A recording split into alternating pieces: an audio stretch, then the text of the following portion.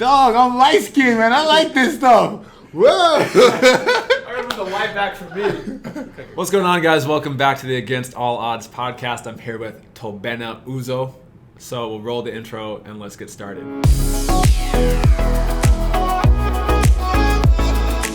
right, so Toby, give me your full name, age, and what position do you play? Well, my name is Tobenna Uzo, and I'm 24 years old.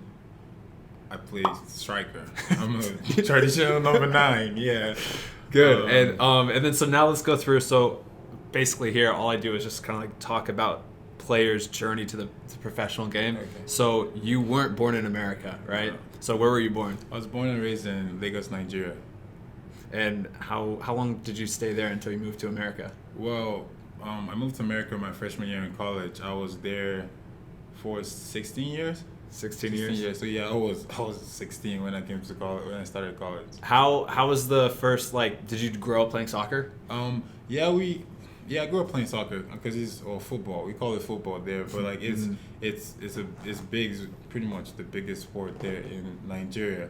But I would say I played in on the road in the streets and then I didn't take it seriously till closer to my high school. We call it secondary school, but you guys call it high school. I didn't start playing for like organized till I was like 15 years old, I would say. So literally did you start when you were like 5, or younger? Yeah. Just as soon as you could go outside. Yeah, as soon as so you were like young playing and just literally just outside with whatever friends you had playing until 14, 15 years old? 14, 15 years old. Mm-hmm. And that's when I started playing more like for the school and stuff, you know. How many days a week, did you just play every single day? Every chance you had to go outside and play, you played, yeah. How many hours a day do you think? Like if you were just to guess. Rough estimate, I would say 2 to 3 hours. 2 to 3 hours a day. Yeah. And what was it? Just normal 5 just aside? Just normal. Like we put 2 rocks and we use it as a goal, and neighbors will come out and play, and everyone is playing barefooted or like we call it slippers. I don't know, it's slippers. Yeah. Like sandals. Yeah, sandals. Yeah, we just run a scrimmage like that. No fouls, nothing. No fouls. Everybody hit each other. I can see that how you play now. You just hit people. No, not really.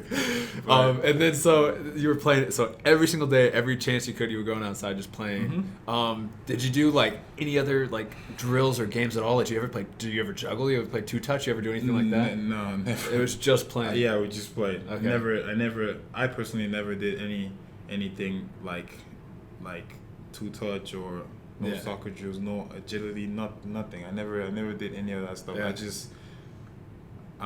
I guess I never really had in my mind that I want to do this in the future, stuff like that. So, but it was culture, going outside in the streets with playing with your neighbors and even with whoever went to school with you. It was just it's just culture, Yeah. So I never. Did you think you were gonna become a professional soccer player? Heck no. No chance. Yeah, not at all. Not growing up. No chance. What do you think you're gonna be?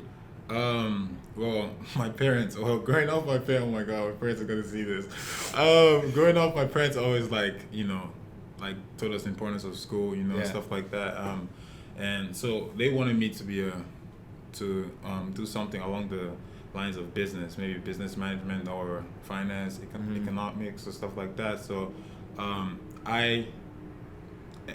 that's why I went to school to be I got my degree in business management. Okay. So I thought, honestly, growing up, I didn't really put a pen on paper, put a certain I'm gonna be this in the future, but I knew it was gonna be something along this, in the business field. Okay. So, did you?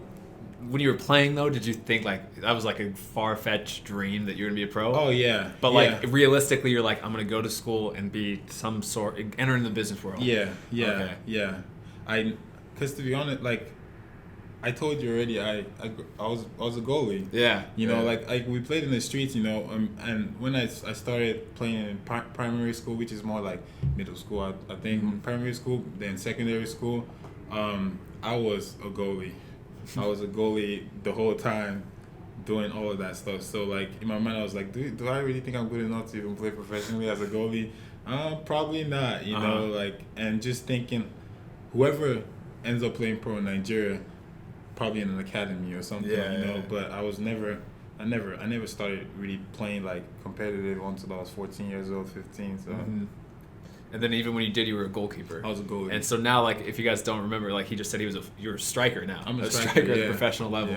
And doing well. Like, how many, you scored, like, what, 4 goals in the last, how many games? In the past month and a half, 2 months, 4 goals. Well, in the past 7 games. 4 goals. 4 goals, yeah. That's pretty good for going from a goalkeeper.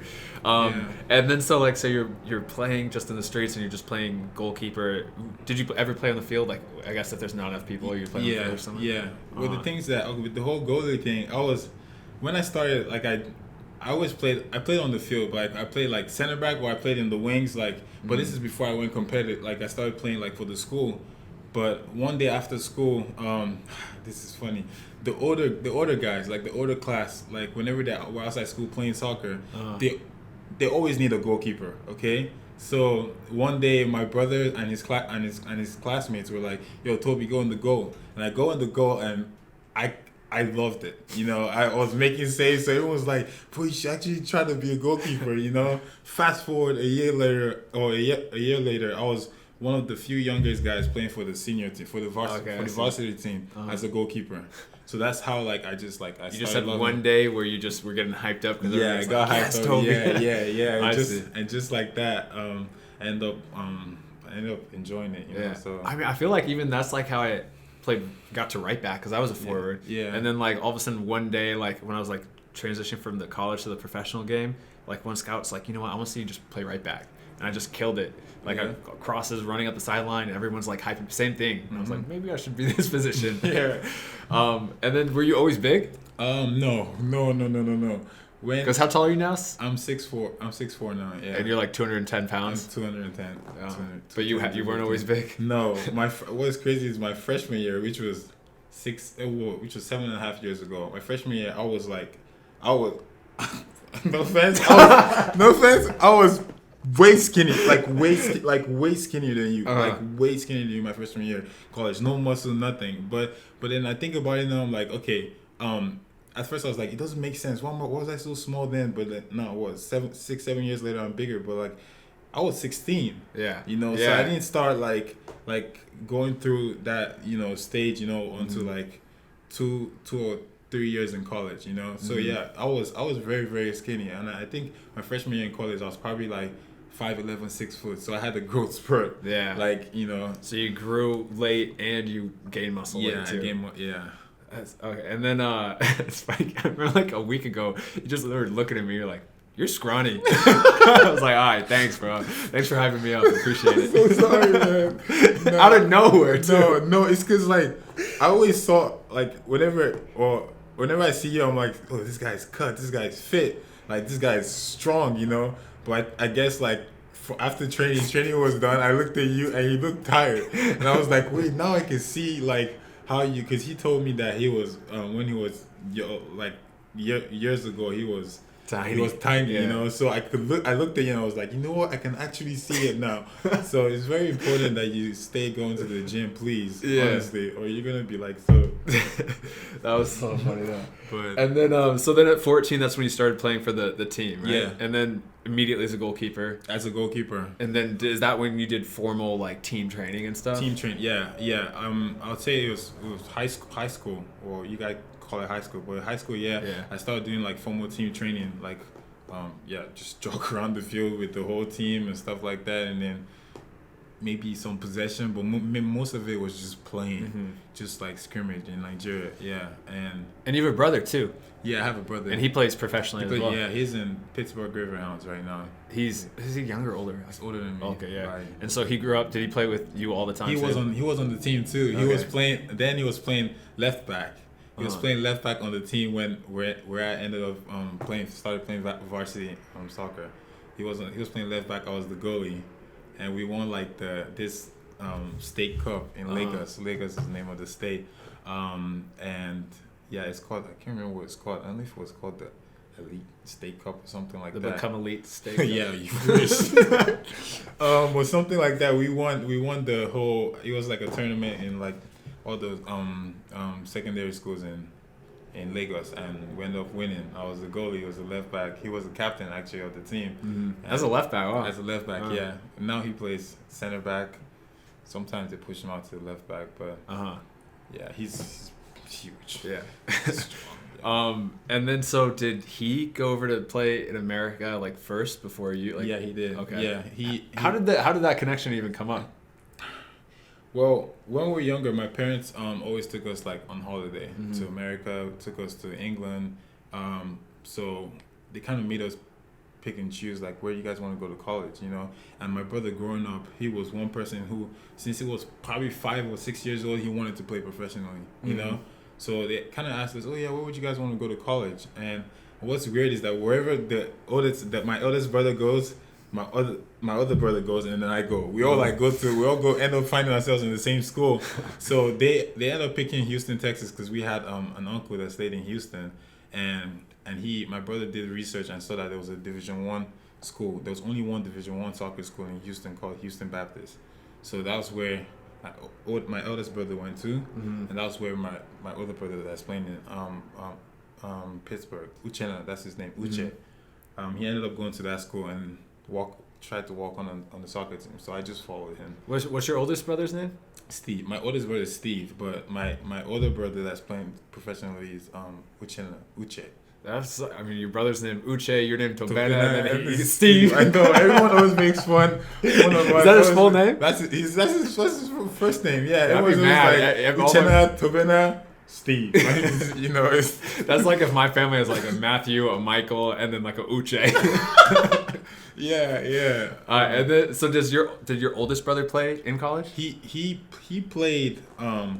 He actually did. He played. No, he didn't play in college. My oldest brother didn't play in college. Okay. But before college started, he was a center midfielder. He was fit. He was fit. My brother playing left back was fit too. And one of the reasons I forgot to mention. Oh my God, this is funny. I forgot to mention one of the reasons why I decided to start playing like as a goalie was because on Saturdays, my dad would take us jogging, like running on Saturdays. We would run like probably 3 to 4 miles, and I hated it. I wasn't fit at all, you know. It was so bad. So like I was like, you know what? I think I'd rather be a goalkeeper, you know. No running. Because he played professional. My dad played professional soccer in Nigeria back then. So he was fit. What position? He played as a winger. He could play left wing, right wing. He could play the 10. Like he was good both right foot and left foot. So I was like, you know, I'm going to be a goalie. And what he actually told me was like, okay. He knew that it was because I didn't want to be running with them. So whenever we were running, after like a mile, they would be way in front and I'm way at the back, and I'll see people like bystanders on the road be like, "That's your dad way in front of you. You should be ashamed of yourself." And so like my dad actually told me something that stuck with me till today. He was like, "This kind of laziness will come back and haunt you. You know." And fast forward, and I'm playing forward, and now I have to get fit. Yeah, you know, when I stopped playing forward, I had to get like game shape, you know, but you're fit now. I am. Yeah, it's a miracle. But so when your dad played professional, how was like the professional league in Nigeria? The players were good, but the things that like the money, you know, like infrastructure, infrastructure, corruption, to all that stuff, you know, like for you to play professionally, it takes a lot. Like coming out from Nigeria to play professionally, that's why I honestly like thank God for my parents, like because most African parents don't want their kids to play sport. Like whenever their kids want to play sport, they want them to go be a nurse, go be a lawyer, go be a business business manager or something like that. You know, so like that's one thing that I like honestly thank God like every day for my parents, like just saying, you know what, you guys want to play pro or you guys want to see where this soccer thing can go, let's go. I'll support you. You know, I'll back you up. So like. That's what they did for my older brother and I, and now we're like living the dream, and every day they're calling me. My mom is praying for me every day. My sister's praying for me every day, and then so it's like whenever I have a good game or whenever I come in and score or something, like she's tearing up on the phone. Like, that's awesome. Because it's the sacrifice she had to, you know. And she's enjoying it as much as I'm enjoying it, you know. Yeah, that's really cool. Yeah. That's really cool. Yeah, that's insane. So your oldest brother came over to America. He came first, to America, and then Uche came over. Yeah. And then he played at Houston Baptist. He walked on at Houston Baptist, and it was the spring. You know, in the spring season, you don't really play like. The season is in the fall. In the spring season, you play maybe pro teams and like just play other teams, but it doesn't really. So he tried to walk on the HBU, but he didn't make it at the end of the season to join them in the fall. But what's crazy is that before he walked on in the school, he was playing with Houston Dynamo Academy, or whatever. Well, I think it was after he didn't make the team. He went and started playing with Houston Dynamo Academy because Houston Baptist is in Houston, obviously. And he started training with the academy, and he killed it. So he started, like, he was a starter on the academy, and that before you know it, the top 25 team, Coastal Carolina, started recruiting him. So he ended up going to Coastal Carolina as I was walking on in HBU, or I tried to walk on in HBU as a goalie, which is another crazy story. It's just 7 years ago. I don't know if you want me to talk about that. Yeah, no, we'll get it. yeah. So then he was going to Coastal Carolina right when you were coming over. Yeah, right when I was walking on. I was in the school. Both of us were in the same school, like in Houston Baptist, for maybe 1 year. I walked on while he was still on the team in the spring season. I tried to walk on, and the goalie said that, you need more experience. I tried to walk on as a goalie, mind you, not as a forward. Tried to walk on as a goalie, and he was like, you need more experience. You know, you're just 16 years old. You know, so I was like, okay, cool. So when he went to Coastal Carolina was when I ended up walking on as a forward. So like at Coastal Carolina, at HBU, HBU. I tried to walk on again. Like, but I tried to walk on as a forward in HBU when he went to Coastal, because after right before he was about to leave, I was playing. It's like kind of Sunday league, you know. But then our team became more organized, so we scrimmaged against Houston Dynamo, the U17, and I had 11 saves against them. So their academy coach, James Clarkson, that was his name, he was like, you know what, you should come train with us. So I was training with Houston Dynamo Academy in 2012, which is 7 years ago. 2012, I was training with Houston Dynamo Academy for a couple months. Then fast forward to the end of that year, just hanging out with the players on the soccer team in HBU, you know, I'm just a regular student. The new assistant coach, Eric Lassiter, walks in, sees me playing FIFA. He looks at me, he's like, man, you got the size to be a college forward. But in my mind, I'm like, oh, he's just messing around. And then all the guys on the team were like, yeah, we've seen him play at indoor, and he has a little touch on him, you know. So who knows? He should like walk on or whatever, you know. In my mind, I'm like, they're joking around. Fast forward that Christmas, I get a call from the HBU's head coach, and he's like, yeah, you should come and try out for the team. In my mind, I'm like, great. I'm getting another tryout as a goalie. Cool. He's like, well, I want you trying out as a striker at number 9. I'm like, oh my god, oh my goodness. So I tried out 2013, the spring, as a forward. When I tell you, Shelly, like I couldn't post up and receive the ball at the same time. Like my first training, like I don't know if it was nerves or like, I know part of it was skill, you know. So like I even had a teammate while they were doing possession. They had our group juggling the ball, and if anybody dropped the ball, everybody had to do push-ups. And somebody, I'm not gonna call names, but somebody who plays professionally right now, was like, man, how you gonna play professionally? How you gonna play D1 soccer if you can't even juggle a soccer ball and stuff like that? So it's crazy how like everything just happened. You know? So like guys are making fun of me, you know. Before you know it, the end of that spring season, I scored 2 or 3 goals. Then the next season was the fall season, and I ended up being a starter on the team, and I broke the school's record in goals. That first season? year. Wow. That season, yeah.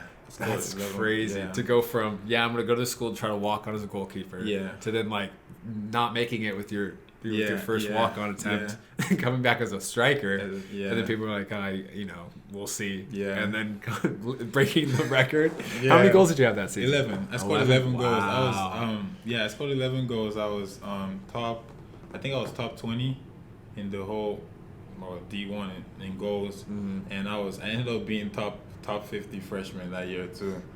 My first year playing D1 soccer. Yeah, like all my friends in school who I played intramural basketball, intramural volleyball. You know when you're a regular student, you can do everything. I played intramural basketball, intramural soccer, intramural volleyball. I did everything like around. So like all these guys that would see me mess around with them like after school, just play, joke around, end up seeing me in the papers like, yo, this guy's the highest goal scorer in the school schools. Ever since the schools became D1, he's broke the record. I think he's still the record right now, which is funny. But but yeah, so everyone's like, yo, how did you even do that? I'm like, that's why with my own faith, no one can tell me otherwise, because I know where the way my life has gone from 0 to 100. Like I know it can't just be me. It can't just be like my skill set. You know, like a lot after that, after all all those crazy miracles, like I've been training, you know. Yeah. But when it was going on, I'm telling you, Shelly, I was just like, nah, there has to be a greater God, like, you know. So like everything, I just give glory to God for, you know. It is crazy to go from like, because in the moment, like when you look back, it's like, oh yeah, I can see the easy like up trajectory. Yeah. But then at the moment, you're like, bro, like this isn't gonna work out. Like, no, yeah. not like at even all. when I was over in Germany, I'm like, I'm not gonna ever make it higher than this. Yeah. And I was like, dude, this sucks, blah, blah, blah. I don't know. I don't see any path up. And then all of a sudden, you just get a breakthrough or whatever. It's wild. It's honestly crazy. Yeah. And then, so everything just must have clicked that season, huh? It didn't. That's the thing. Like, I scored a lot of goals, but not for 1 second did I even believe I could go pro. Because it was like, now I'm looking back at it, I wish I could like go back and just like have the mindset I have now. I would change a lot, like training wise and like even confidence wise, like, yo, you know what, I could do this, you know. After that season, I didn't even for 1 second think, yo, I can go professionally. Until my brother's school at that moment was Coastal Carolina. And when he was there, they ended up being a top 10, top 15 team. They even got up to like 5th or 6th in the nation. And their coach looks at the highest goal scorers on the team, you know, because some coaches try to recruit and stuff like that. He sees halfway through the season, my first season playing as a forward, he sees halfway through the season that I'm like top 6, top 7 in the whole nation. Then he sees the last name and he's like, wait a minute, Uchenna, come here. Is this your brother? Or do you know who this person is? And my brother's like, coach, this exact words. He's like, hey, coach, honestly, I don't know what's going on. He was a goalie 3 months ago. That's what he tells the coach. The coach is Cal Russell in Coastal Carolina. He's an associate head coach right now in Coastal Carolina. He's like, coach, my brother's like, coach, I have no idea how that's going on. He was a goalie 3 months ago. He's just, it blows my mind too. You know, so that's how, like, long story cut short, after my first year in HB, or my second year in HBU playing, Coastal Carolina recruited me. I ended up being in Coastal Carolina, and they were a top 25 program. So that was the moment. The moment when I left to Coastal was the moment I was like, you know what? Since this is a top 25 program, from going from a team that was like 200, you know, this is a top 25 program. It's possible that I might actually like get drafted. It's just something that I said to myself. It's possible that, you know, like I have a better chance of getting drafted in the top 25 program than in the bottom 25 program, you know. So that was the first moment I was just like, you know what, it might be possible I might go pro. So yeah. Was it hard to leave Houston Baptist? It was very hard. It was very, very hard because my family was there, and all the relationships I made there it was very, very, very difficult. And the part that made it even harder was when I walked on, we were 200 and something in the nation, and that year where I was scoring a lot of goals, we went up to 51st. Wow! So I was just like, dang, maybe I could start something special in this school. Then the next year, I like tore my meniscus, scored only 3 goals, and we dropped back to the same position. So, you know, I was just at a point where I was like, you know what, I'm gonna step out of my like comfort zone right now and just have to take that risk, you know, and try to go to Coastal. Lucky for me, they were still interested in me after the next year. So yeah, it wasn't easy. It's not easy. It's never easy leaving family. Yeah. Like even the thing we're doing right now, even probably for you, leaving Cali, leaving the United States, going to Germany, going to New Zealand, like it's not as easy as people think it is, you know. But it was very, very difficult for me. No, it is. Sure. It is hard to, because it's like you're comfortable. Yeah. Like everything's it's good here. Yeah. Why take a chance to do something else? Yeah. And then so when you got to Coastal, was your brother still there? My brother, the year the year I could have gone to Coastal my second year playing, but I felt bad because we just went up to 51st. You know, like so I stayed there, and it was the year I played.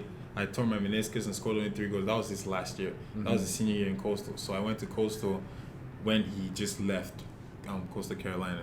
So my brother wasn't there when I went to Coastal Carolina. No. And then where did your brother go from Coastal Carolina? He went after he graduated Coastal Carolina. He was supposed to get in the draft, in the mock draft. He was there, but then he got hurt on a tryout with a MLS team. I don't know if it was Seattle or something. He messed up his soaring close to his hamstring or something.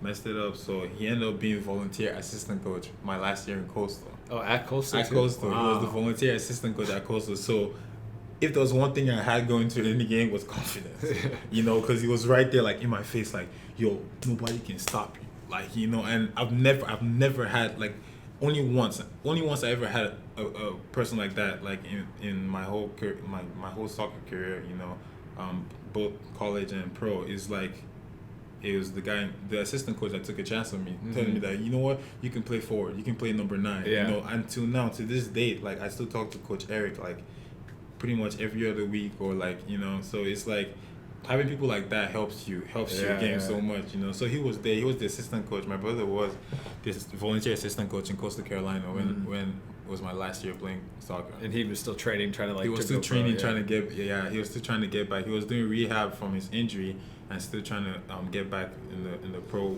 world. And I think like after the season was done, he goes to try out for Phoenix Rising and ends up making it. So he was in Arizona United to when they turned to Phoenix Rising. Yeah, because I think I played against him. Was he there in 2016? He was there. Yeah, I played against him with Arizona. I remember, you know what's funny is I remember this guy sub in. I think he subbed in, and we're playing them at home. I'm like, this guy's an animal. I was like, this guy is a beast. I'm like, and I was even bigger at the time. I was like 175, 180 pounds, like 10, 15 pounds heavier than I was. And I remember like trying to like, he was holding it in the corner because they were winning. I'm like, I'm just going to try to blow through him. And so I go running and try to shoulder him.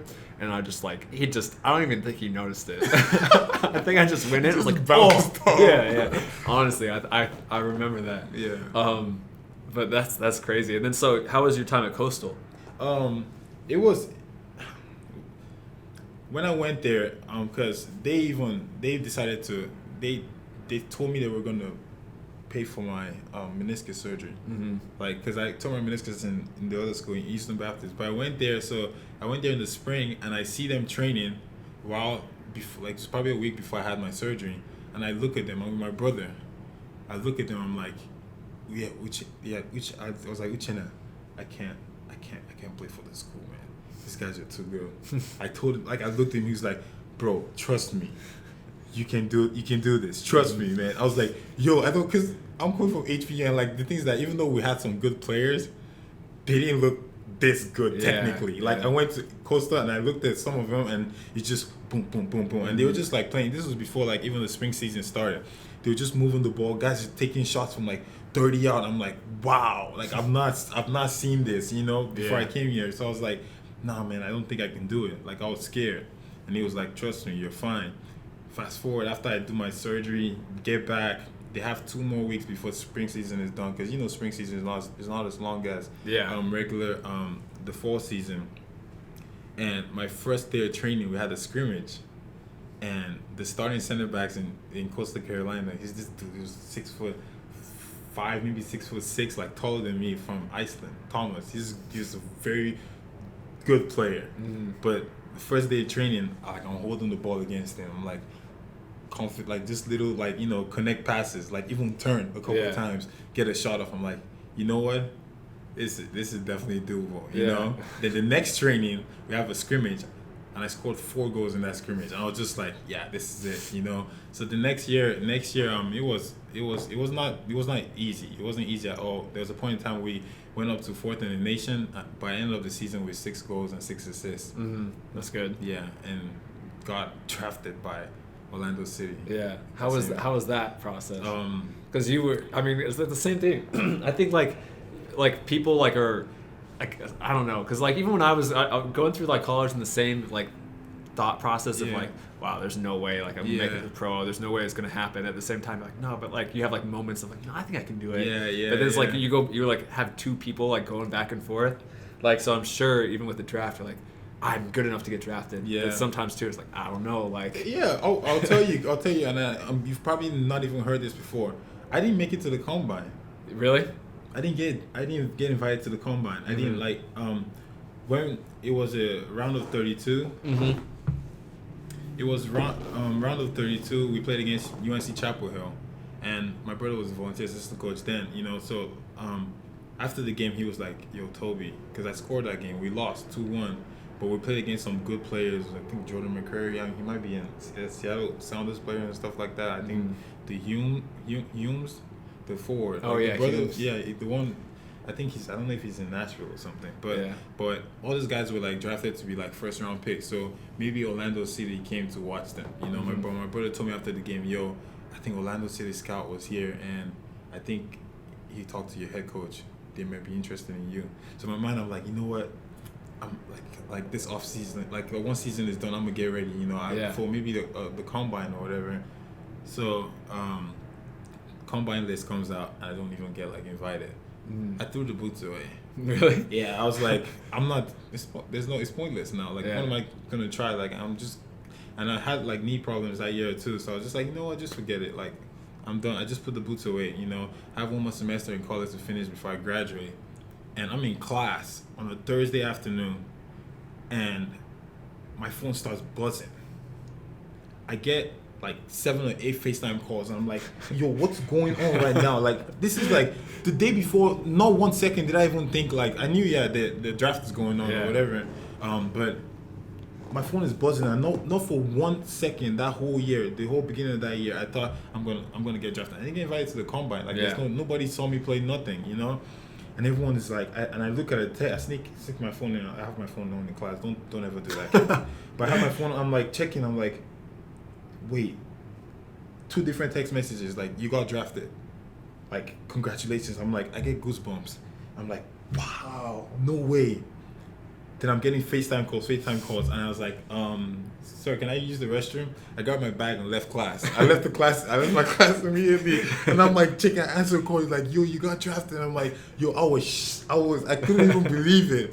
That same night, I got a call from Orlando City, and they were like, they want to fly me in tomorrow. Tomorrow, like the next day for preseason. I'm like, wow, like that was so different. So I had to ask like my professors if I could still keep up with class, because this is my last semester in college. So I kept up with class online. I didn't just run out of school or anything.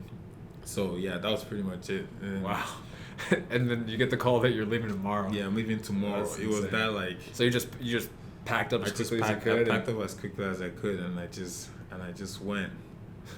Yeah. How was your time in Orlando City? Was this 2016? 2016, yeah. 2016. Kaká was there. Yeah. I was starstruck. Yeah, he was. I guess it was preseason, so like, whenever we did like fitness and stuff like that, he didn't. He's done all the fitness he needs to do in his life. But like, where he was always like in there doing like biking and stuff like that.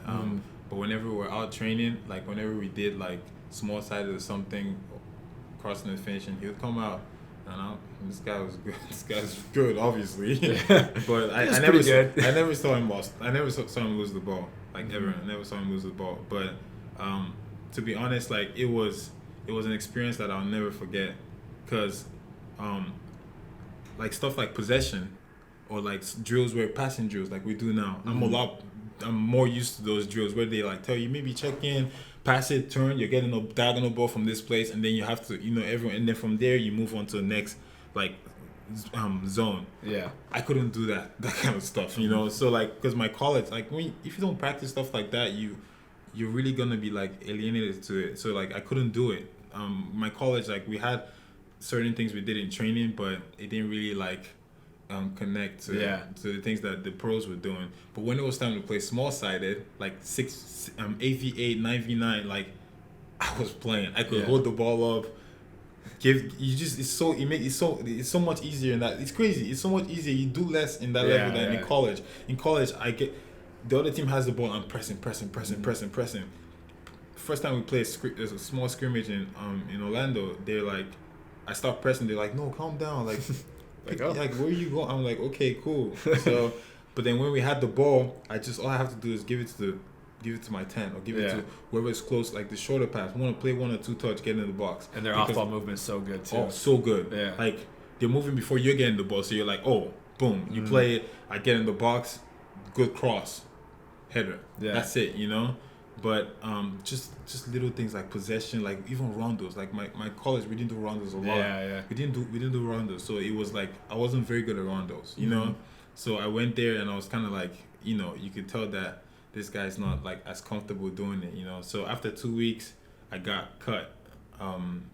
They told me that, oh yeah, I think Charleston Battery might be interested in you. So I went to Charleston Battery the next week, to be with them for preseason. So yeah, I was just with Orlando for like probably just a little bit over 1 week. Yeah, and it's funny, like even like the little things, like it's like where you said like rondos, like because college that was like my same experience too. Yeah. College, like we just played, we just did some stuff, we did rondos sometimes, but it wasn't even as sharp. Like if you messed up, it was like no big deal. Yeah. And then like I got to like, I remember the trial at Sacramento Republic when I was there. Yeah. And it was so like professionally, and everybody was so sharp. Yeah. And there's this one time, it was like later, a couple months later, but I was just training with the team, but I was playing like left back. Yeah. And they're like, hey Matt, clip a ball with your left foot into this box. Exactly. And I was like, what? Like I can't, like, and I was like, okay. So I tried, and it was like a 40-yard ping, and he wants me in this like to get it to the back post. Yeah. And I hit it, and it goes in the air like decent, but it doesn't even get close to the back post. It's like again, and the whole team's watching, and I do it again. And he's like again, and on my third time I shanked it, and he's like get out of here. He's like, give me somebody who could serve the ball. And I had to move, and like a veteran pro came over, hits it first time in. I'm like, wow, I'm not at the level. Like I can see why I'm training with the team, I'm not playing with the team. Yeah. But it's like the little things. It's like, how often do you hit a weak-footed 40-yard clip ball to the far post? That's the thing that like shook me is like I could scrimmage. Like I was so comfortable. I scored like 2-3 goals whenever we played against, like we played a 9v9 scrimmage. But when it was possession, I was just like rondo, like I couldn't, you know, it's like just little thing. And then when I went to Charleston Battery, the same thing you just told me. Like one person is on this side, another person, like you're pinging the ball to them, and then you get in the back of the line. In my mind, I'm like, even though it's just like a ping, I'm like, I don't practice this. Yeah. You know, I'm like, I'm a forward. Like the whole time, I'm always thinking like, I'm a forward. Like I don't need to do this. Like I don't, you know, like all I need to do is hold the ball up and get in the box and score a header. You know. But in the pros, they're more like precise and more like systematic with everything they're doing. Consistent, you know? Every time. Very consistent. Because it's like you could hit that ball, but not every 5 times in a row. Yeah, so consistent. That's the big part, you know. So it's just like if you don't train it, like especially when you have people looking at you, you're like on tryouts too, you know. Like if you're not on tryouts and you mess up, everyone's like, oh cool, like that's the homie. He's gonna be here the whole year. But this random trialist comes in here and he can't even ping the ball. You're like, yo, get this dude out of here, like you know. So it's like, and that just like hits you confident. Like now you can't even do the things that you can normally do because you just like you're so much worried about. Dang, I just messed up here, you know. So much I would have changed, man. But how did the trial at Charleston Battery go? It went very well. It went very, very well. Like my first day there, actually, we had a scrimmage. They divided up to 3 teams. We had we played each other team just for 30 minutes, right? But each team had an extra player, and I was the extra player on the team that was returning from last season. So like most of the guys that were on my team were most likely going to be playing for the Charleston Battery the next season. So I was on the bench, and the coach that was in charge of our team told me that, yeah, you're probably not going to play the first scrimmage, but the other 2 teams you may play against them. But then the forward guy gets hurt, and I get subbed in for him, and I kid you not, I go in, my first touch is a shot from outside the box, goal. And one of my brother's teammates that played in college with him, who was in Charleston, Justin Portillo, he was there watching the game, and he texted me. He was like, "Okay, so you just gonna come here and score for your first touch or whatever." So like, but preseason went well, except the fitness part. We had a Manchester United fitness test. Oh yeah, I don't know if you know that. Those are tough. I was Those are full field sprints, right? Full field sprints, yeah. I didn't do very well in that. Mm-hmm. Like I've never, throughout my even when I played in college, like I just had never had a good fitness. Like like I was not very good. My fitness level wasn't very good, especially during tests, like beep tests and all that stuff, 2 mile tests. Like I just wasn't always the best at that. So we did the United Fitness test, and I think that was the only day that I would say I had a bad like I wasn't confident of how I trained or whatever, Yeah. But every other day, like I did well, scoring goals. We played some preseason games against colleges. I did very well, and I have a meeting with him, and he's like, "I'm so sorry. Like we're gonna get affiliated with a new team joining the MLS next season. So we're gonna Atlanta." They were like, Atlanta was joining the MLS the next season, and they wanted to bring in some players for Atlanta to get them ready for the season. That's what he told me, And I was just like, on that one, I was just like, you know what? It's not even like always what you do.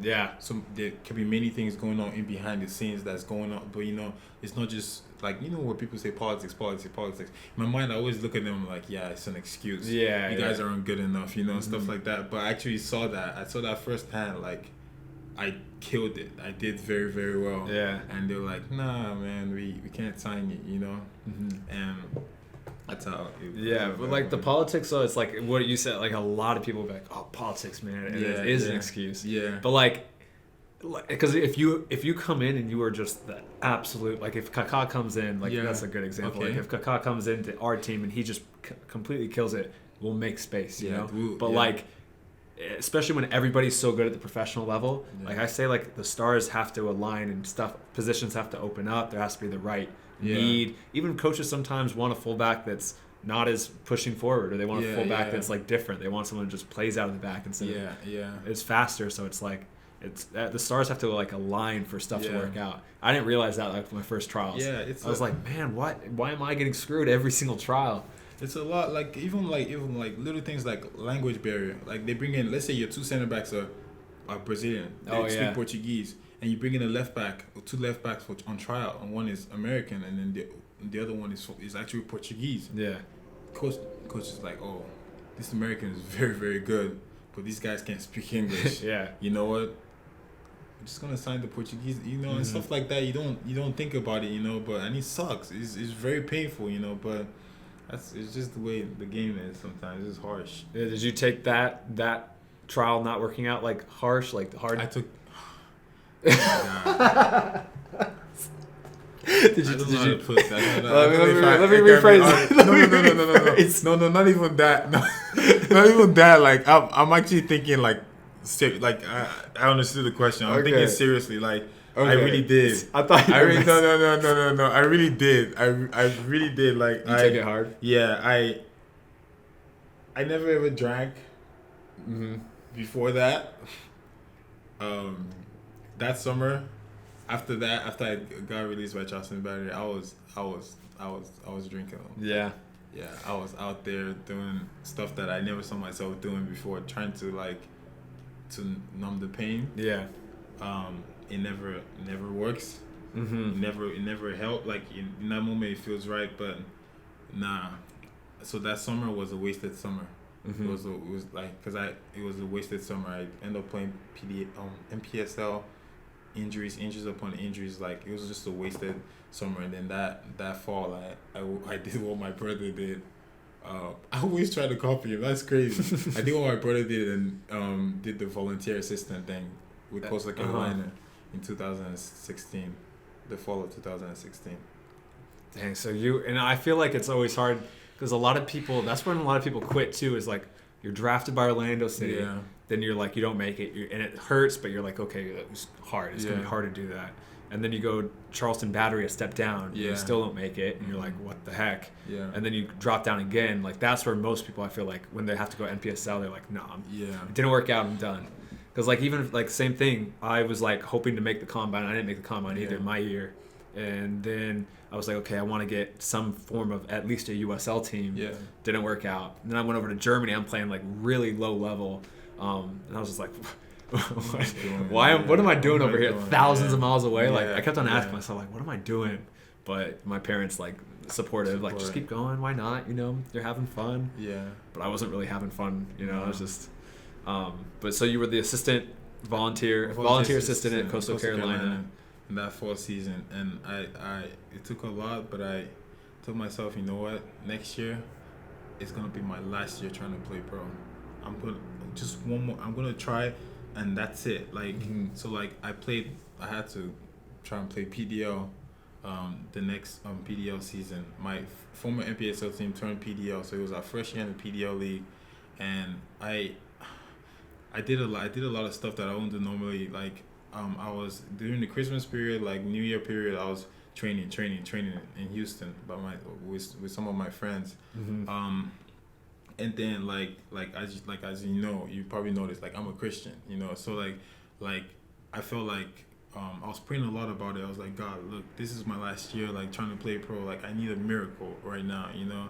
And I just from spending more time with him, I felt like he was telling me, you know what, you're putting too much concentration on soccer. You need to like spend more time with him, you know. So I started doing that. Normally I would train 5 times a week, but I'll train 3 times, and then the other 2 days I'll go to church or something. I know it sounds funny, you know, but it's crazy. Like it sounds crazy, but like just 2 days that I normally train, I go to church with my mom, go to Bible study or something, you know. And out of nowhere, I got a message from from Switchbacks FC, like a coach in Switchbacks. Like I had a friend that went to college with me, HBU, that was at Switchbacks then, and he told the assistant coach there, like, oh, like Toby's looking for a team and stuff like that, which I don't know how he knew I was looking for a team. I have no clue. Yeah. So, but I get contacted by them, like, come and try out in Colorado. And mind you, it didn't even dawn to me that Colorado, the elevation is 6,500 feet. But I went there on tryouts, and the first day, after 5 minutes, I was done. That was it for me in training. Like we were doing possession. After 5 minutes, I couldn't move, couldn't complete the pass, nothing. But I'll tell you guys something. The exact thing we're talking about, like you may not be the best player, but the coach is just looking for something you have. When I went there, they were struggling with set pieces. Oh yeah. I went there. They're struggling with set pieces. So my next day of training, they were both defensively, offensively, struggling with set pieces. And they traveled to Reno the day after that day. So after training, I had a decent training, you know. But after training, we worked on defensive set pieces, attacking set pieces. And let's say they crossed like 14 crosses in the box. I won 10 of them. And they were like, whoa, like this dude is really athletic, you know. And then they travel, they come back. Just that little thing gave me confidence. They come back, we start playing small side and stuff like that. I'm turning, scoring goals. So I have it in my mind that, wow, Colorado is gonna sign me. But out of nowhere, my last day, they told me 2 days before my last day that we're gonna offer you a contract. My last day, they told me the owners just told us that they don't feel like spending money. I was like, oh God. I was like, this is happening again. I was like, dang, this is happening again. So they're like, they don't feel like spending money. I was like, okay, cool. Which is not, it wasn't cool. I was like, okay, cool. But then they told me, they're like, you should go play PDL season, just be ready. Because once they free up money, they're like, yo, we're being honest with you. Once they free up money, we're gonna sign you. Like, go play PDL with my old NPSL team that just turned PDL. It was the first year in the PDL. And long story cut short, in 14 games, I scored 13 goals and had 5 assists. Wow. Yeah. 13 goals, 5 assists in PDL season, and I end up being because they always do this thing every month, like the top 50 or top 50 prospects in PDL. So obviously I was not even anywhere there at the beginning of the season, but after like a month or 2 months, I ended up being like top 50. But I kept on playing well. I ended up this season being ninth prospect in the whole PDL season. And then so I ended up being in the starting 11 for the team of the year in the that PDL team. So at that point, after the season was done, it wasn't only Colorado that was still interested in me. Rochester wanted to see me. Okay. What's Bethlehem Steel? Is it the Philly 2 team, Bethlehem Steel FC? Yeah. They wanted to see me, and North Carolina FC wanted to see me. So I went on trials for those 3 teams. But when I was in the last one, when I was in Rochester, they wanted me to stay an extra week, for tryouts. And I was like, dang, I have to fly back. I told myself I'm never gonna stay in a place more than 2-3 years, because they've seen your talent. They see what you have to offer on the table after a week. Yeah. You know, so like if I'm staying here 2 or 3 weeks, like it's just it's forced, you know. So what's crazy is Colorado called me on my last day there when I was trying to decide if I was gonna stay longer. So Colorado Switchbacks FC called me and said, we freed up money, we want to sign you. Wow. For $700 in a month. I was like, what? It wasn't like one of those like, what? It's just $700. No. That $700 felt like $1 million. Yeah. You know, even if it's it's small money, obviously, but it felt like $1 million. I was like, wow, I'm about to get my first professional contract. So I go there and join Switchbacks probably around like September, close to the end of the season, because they needed a playoff push. We end up finishing one spot below playoff spot, but below playoffs. But still, like I was so excited, like, you know, just being in a professional environment, you know, and that's how my soccer career just started. Yeah, and that was 2017. 2017. Yeah, 2017. That's great. Yeah. I know that. So when you signed the contract, how did it just felt like really, I felt like I was carrying this huge like load of this huge like this huge load on my back, and just signing the contract, it was just like like, bro, finally, you know, like, you know the feeling. Huh? I gotta make a compilation of every single player I've had on here, talking about signing their first pro contract, because I think 95% of the players, every single player I've talked to has been like, bro, felt like finally, it felt like a relief. It was I've never had somebody on here be like, maybe like 1 or 2 people on here that's just like, yeah, man, it just came and I signed it. It was the best day of my life. It was always like, no, bro, like I've been working at it for years. And finally signed it. That's so fun. Yeah, it's a huge, same exact feeling for me. Like, for me, it was like, God, about time. Yeah. Jeez. Signed it. I was happy, but like most of the feeling for me was just like relief. Yeah. Relief. Like finally I did it. Because like I was saying, that thing about me, it was $700. Even though it was $700, it felt like a lot. I forgot to mention that when they told me they had to free up money to pay me, like they didn't have money to sign me initially before I played PDL. I told them I was so desperate. I told them I could play for free. Yeah.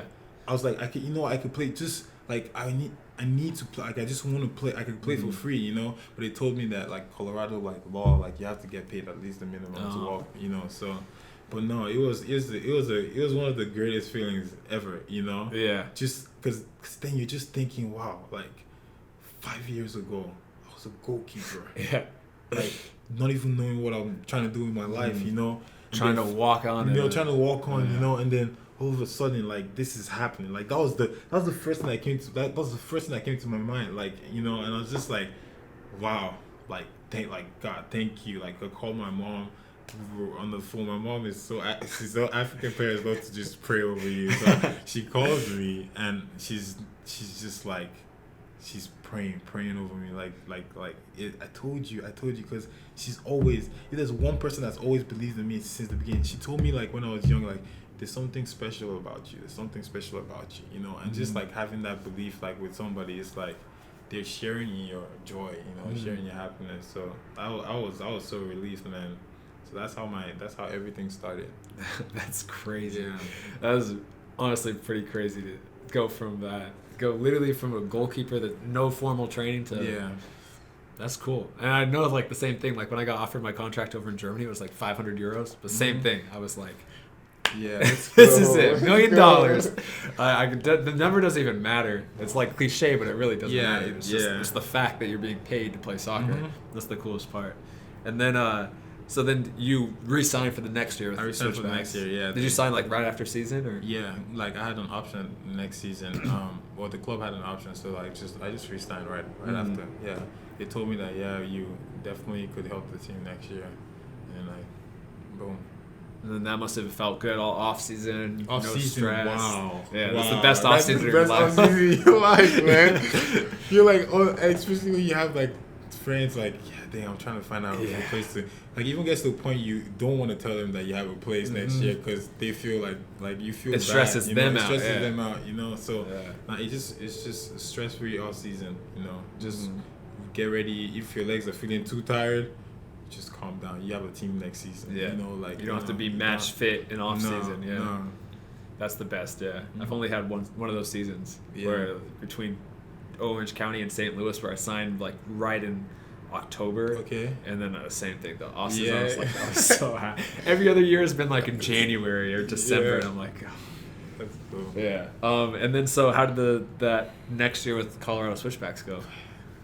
Man, I learned a lot that year. I'll say that year was the year I learned a lot for my character, like as a person. Not even on the field, because to be honest, like the trainings were more organized than I've been used to, obviously. But that year was just like tough for me in the sense that, you know, you want to play. Like the coach told you, head into that season, you're gonna be the dude. You're gonna be our dude. We're gonna get players around you that can bring the best out of you, and you're gonna bring the best out of them. You know. And then fast forward to the end of the season, you're like, dang, I only got 2 starts. Yeah. The whole season, you know, scored only one goal, 1 assist the whole season. But the thing is that, like, you're showing up every day, trying to fight for that spot for 7 months, 8 months, 10 months, almost like 10 months, months, fighting for that spot, trying to, you know, and it's just, I'll say, it just built my character because you're on the bench. You have to be a good teammate to those guys that are on the field, you know, and just wait for your turn and take your chance. But then the hard part is if it's the chances I'm getting is like you're getting like 5 minutes at the end of the game, 10 minutes at the end of the game, 15 minutes. It's like, and you know deep down the back of your head that you have to score, or next game you're not gonna start. You know, you're probably gonna get the same 5 minutes next game if you don't score. You know, so it was very, very difficult. It was very difficult. I'll tell you that. But I think that I went through that so I could definitely help other people that are going through the same thing. You know, and to be honest, I feel like that happened. So this year, as it happened to me this year, I could, you know, be more like when you go through, experience is the best teacher. Yeah. So once you've gone through something and it's happening again, you're like, you know what? Like, I gotta do something different now. I gotta do something that I didn't do last year. I gotta, you know, be faithful. I have to be a good teammate. I have to respect my coach, even if my coach is not playing me. You know, so I learned. I grew a lot that year. I'll say I grew a lot that year. Maybe not as a skilled professional player, but it still made me a good professional player. Yeah, that's I think it's big though is when that happens, like when you get benched, because I've been benched plenty of times, like in St. Louis and everywhere, where it's like, now you have to, you're so upset, but then you have to like completely be happy for the team and like excited, so that the person in your position isn't going to be like, wow, there's like animosity between the two. Yeah. Like you have to like, you want to compete and play, but also raise the team vibe up. You know, it's a weird combination to do that. And then after that season, you signed here. Was it one of those off seasons you had to wait till the end of the off season though? No. What is crazy is that oh my God, my life has been the funniest thing ever. What is crazy is that, though, remember how I just mentioned like I scored only 1 goal that season? Yeah. The game I scored the goal was right before we played my recent team now. Okay. So like we played Oklahoma City Energy, and that was the game they finally gave me a chance. They gave me the same chance they normally give me, like 10 minutes, 15 minutes. I come in the 75th minute, 0-0. I score in the 76th minute, 1-0. I have an assist in like the 87th minute. We win that game 2-0. So the next game, we're supposed to play against Tulsa Roughnecks. So think about it, like whenever you're about to play, you dissect the film of the team on the previous game. Yeah. So I'm assuming that the coach, I may be wrong, but I'm assuming the Roughnecks coach looked at the game we just played before and he's like, player of the game. One assist. 1 assist. In 2-0. 15 minutes. So now we have to be worried about this guy. Yeah. So we played that Roughnecks game. We tried to fly to Roughnecks, and on game day, my team flew a player from the MLS, an MLS team, to play the number 9 spot. So like the guy that normally starts above me didn't even travel the game. So in my mind, I'm like, I'm the only forward that traveled this game. I'm gonna start. On game day, this guy comes in during film, and we're cool. We're actually really cool, like kind of cool right now. He plays for Minnesota, Mason Toy. He's been scoring a lot of goals this year. He flies in on game day on loan to play that game. He started that game, so I didn't even like get on the field until like the last 10 minutes of the game again. So I'm assuming that was part of the reason why at the end of the season, when my agent put my stuff out that he's a free agent, right immediately. That's the next day I got a call from the Roughnecks coach saying that, yeah man, we noticed that you did so well in the game before, and he was even asking my assistant coach, why isn't Toby playing? Yeah. You know? So just like that, and then finding out that my recent coach right now, he just passed. I don't know if, Good luck. also like finding out that at the end of the season I get a call from Roughnecks, finding out that my recent coach right now his parents are Nigerian. So I'm guessing he's Nigerian. So he was born in Tulsa, but he told me that he's Nigerian. I was like, you know what, like, hey, we're family. Let's go. Let's get this show on the road. You know. So that's how I ended up in Tulsa. So it's like, it's crazy. Just that one game, you can have in the whole season. Somebody can be watching that, you know, and that's the contract that's giving me another year to try again. You know, that's amazing. That's a miracle. If it like to me, I see that as a miracle. It's pretty you know? crazy, yeah. And it happens like it is crazy. Like I remember even to go up to the MLS, like a goalkeeper, Adam Grinwis at St. Louis, was like the backup keeper all year. Okay. And little money, but he started and played when we played Orlando City B. Yeah. And he had a amazing man of the match, like crazy saves. Yeah. Next year signs to Orlando City, still at Orlando City. Wow. So it's like, just got to play the right game in front of the right people. Exactly. That's all it takes is one chance. So like that's really motivating to, just all it takes is one chance, and you just need to set yourself up for success by having a lot of those chances, Yeah. And be consistent. Yeah, be consistent. So that one chance you do get, boom. Yeah, because if the right team is like, we need a big number 9 forward, and then you have a bad game, they're like, next one. Yeah. And then so off season was another good off season for you, huh? It was same. Good off season. Yeah, stress free. Stress free. Yeah, for sure. And then you came here, and then you've been here we're almost done, so it's like 9 months you've been here now. Mm-hmm. And then you've really well, like we talked about earlier, in the last 6 games, 4 goals. Yeah. Won't play tonight because you got a red card last game. Soft red card. So soft. but you yeah, heard from me. You heard from him. how's your time been here at Tulsa then? It's been good. I mean, I was told it was not gonna be the like people tell me that there's nothing to do in Tulsa, you know. But to be honest, like it's exceeded my expectations. I've made a lot of good friendships here. AJ, Jekwa, Matt Sheldon. Matt Sheldon. Matt Sheldon is right up there. But I've made it really, like some church family, you know, like Life Church, even Transformation Church, like. But nah, it's been really good. But like soccer wise, like I've learned a lot. Like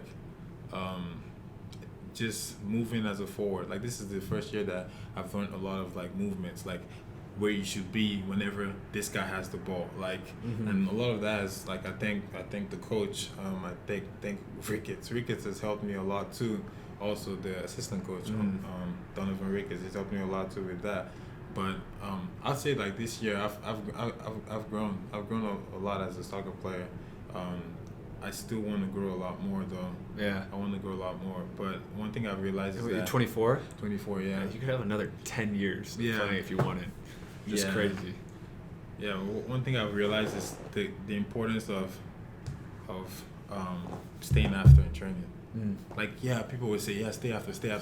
Like, but for me, I'm not like, all of this stuff is second nature to me. It's not second nature to me. So little things like doing 2 touch after training, just doing, someone passes you the ball, you take a touch, you shoot, or someone is crossing the ball and you're just working on just heading the ball, guiding the ball, just little things like that. I'm telling you, it goes a long way, because during the game, all you may get is just that one cross. Yeah. Just that one cross you may get. And now if you've not been practicing, it's like, it's not second nature no more, you know? But just staying after training, even if it's 15 minutes, even if it's 20 minutes, just doing that, or even like later on during the day, I do it a lot. Like we train in the morning, end training 12:30. Around like 3:30 or 4 o'clock, I just go to the facility and just strike a ball, or just juggle a ball. It's just like, I'm telling you, it just makes you so much more confident. Like whenever you're out there in training, But people don't see that, But I'm telling you guys now because you didn't see it, so that's what I did. No, but it's true though. When we talked about this like a week ago or a few days ago, how it's like two touch, how big it was. But I swear, 10 minutes after every single training, it's so cliche, but it's so big. And even like I even think like even when you have a good two touch game and you're doing well, you get so many touches because you can have some trainings where it's like focused on like striker movements and play. Yeah. And as a fullback, most of the drills I literally get the ball and pass and then I'm done. And that's my training session. So it's like there you can get so many touches in, do a little bit extra in 10, 15 minutes. And then like you have a good couple crosses or a good couple finishes or whatever. You're like, I can do this again. And it's huge. So then we're here to today. So that's pretty crazy story though. It's crazy, man. It's crazy. And so now I'll just ask like the three questions I ask all the players. But the first is, I haven't done a podcast in a while, so I gotta think about these. I always ask the same ones. The first is, what was the absolute best moment of your career? Of my career? Yeah. Oh yeah, much. It's not even. It's a no-brainer. It was in Colorado. The whole year, didn't really play. I cannot make this up, man. The whole year didn't even play. I had this shirt that my brother bought for me that said, I could do all things through Christ. It was like a tank top, right? And you know how I told you, like, I'd be doing some desperate stuff, like, just so I could get, like, a light, like, in the difficult situations of my life, just to get, like, some good fortune, So I told myself, like, the night before, I told God, yo, this shirt my brother gave me, I'm going to wear this. I've never worn anything under my jersey my whole soccer career. I was like, I'm going to wear this under this shirt so that if I do score tomorrow, I'm not even sure I'm going to play because I'm not starting. But I'm going to wear this under my shirt. Nobody's going to know. But if I do score, I'm taking the shirt off. And I come in that game in the 75th minute, score in the 76th minute. Take this, bro. I'm telling you, I took the shirt off, threw it on the floor, and it's just like, to be honest, I was me working the coach, but I just took the shirt off. And I'm telling you, like the emotion. I've never had emotions like that in my whole life. Never. They even like put the article on it. I guess like a newspaper in Colorado Springs, the Gazette, did an article on it. And then Active Faith Sport is Steph Curry's oh yeah the band he has is I could do all things through Christ. So that like account, they posted it on their account too and stuff like that. That's hands down like the greatest moment of my career because that's my first my first goal as a professional too. First pro goal with the shirt, everything in there. That's pretty cool. And then what's been the absolute like lowest moment of your career, like the worst period? Yeah, after Charleston Battery, for sure. That's what that's just what I had in my head from your story. After Charleston Battery, I was at an all-time low. Yeah. I was probably 225 to 30 pounds then. Wow. Which is like 20 pounds more than you are now. Yeah, I was 230 pounds then. I didn't even care. Like I didn't care about I didn't care about God based on the way I was treating myself, treating others. I didn't care about others. I was just doing everything all selfish, just trying to get things that I could do to just numb the hurt. Cause I put soccer at this like pedestal and everything. Once I lost it, bro, my whole world like just broke down. You know, so that was easily the worst part of my career. Did you think about quitting? Like, yeah. Why didn't you? I told myself I quit. Actually, so you did quit? Yeah, like for I did. Like a day. Yeah, I did for like months. I told myself I was done. Especially like once I got hurt playing MPSL that year. Also, I was like, oh, this is perfect. Like I had turf toe. I couldn't even like explode on my foot. I was like, this is perfect. Like I didn't like the sport anyway, so I might as well like just give up on it now. So I just told myself, nah, I can't do this anymore. But some people just picked me up. The pastor I had there, Pastor Jamie and his wife Maddie Barfield, they picked me up and just like, you know what, you're in this world so much more than soccer. So like, just when I had that mindset, I was like, I can't put things in a certain position in a way that once I lose that, I've lost everything. Like the same thing with relationships. Like that's how it is. Like you put a lady like or dude, I don't know. You put a lady or a dude in a certain place and they're your everything. Oh, the person is your world. Soccer was my world, was my everything. Yeah. I wouldn't admit it if you asked me, but based on the way my life went after, soccer was everything in my whole world. And I lost it, so I had nothing, So like after they told me that you can't put soccer above anything, like you have to put soccer, or you have to put God first, like, and He's constant. He's always gonna be there in the good times and in the bad times. So ever since I've been doing that, like I had to He picked me up. God picked me up. I started like just walking, crawling first before I started walking. So like, and before you know it, now I'm back here. Imagine how different it'd been if you would have quit like for good at that time. I don't even know what I'll be doing. Working 8 to 5. Yeah. I can't do that now. Yeah, that'd be that'd be yeah. And then my last question for you is, if you could go back to any time, like to go talk to younger Toby, like through a time machine, what age would you go back to, and what would you say to him?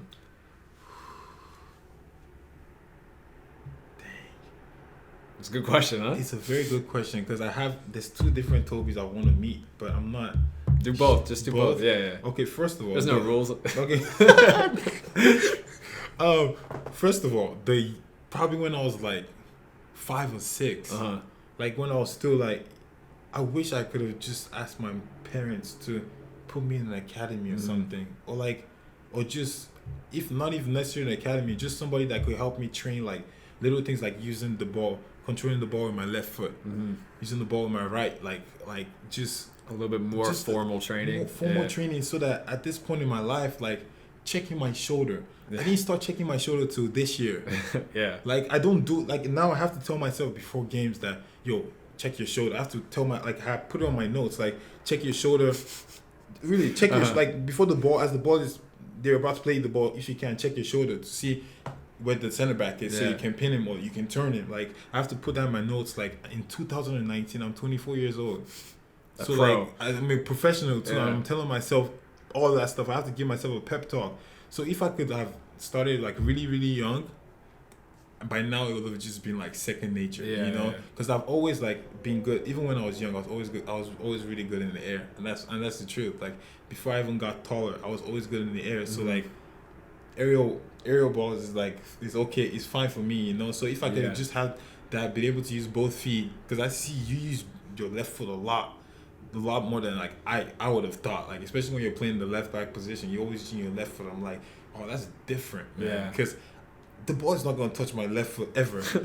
Like, but honestly, I wasn't like that at 24. I was the same way at 24. Like I didn't start using my left foot until at Sacramento. I was 23, I guess. Yeah. And then he's like, hit the ball with your left foot, and I didn't. I'm like, wow. Like that's when, because I mean, I would have told myself the same thing. It's impressive, man. So that's the first Toby I would have definitely talked to, like to try and get some kind of training, like while I was younger, But then the second Toby I would have talked to is when I started being a goalie. I would have just grabbed the gloves away from me and like burn it. I just put I was a goalie for what, 5 years? Yeah. Like a good 5 years where I was actually like taking this goalie thing like somewhat seriously. I would grab the gloves and like put them in the trash and like set that trash can on fire. Like, you're gonna be a forward, bro. Yeah. You're gonna be a forward in like 6 years. So I don't know what you're doing with your life right now. Like, so that whole 5 years, like, boom. Now I have 5 years to like work on that, or being a forward, being a striker. I think that one's even more like important than the other one, because that's a different position, man.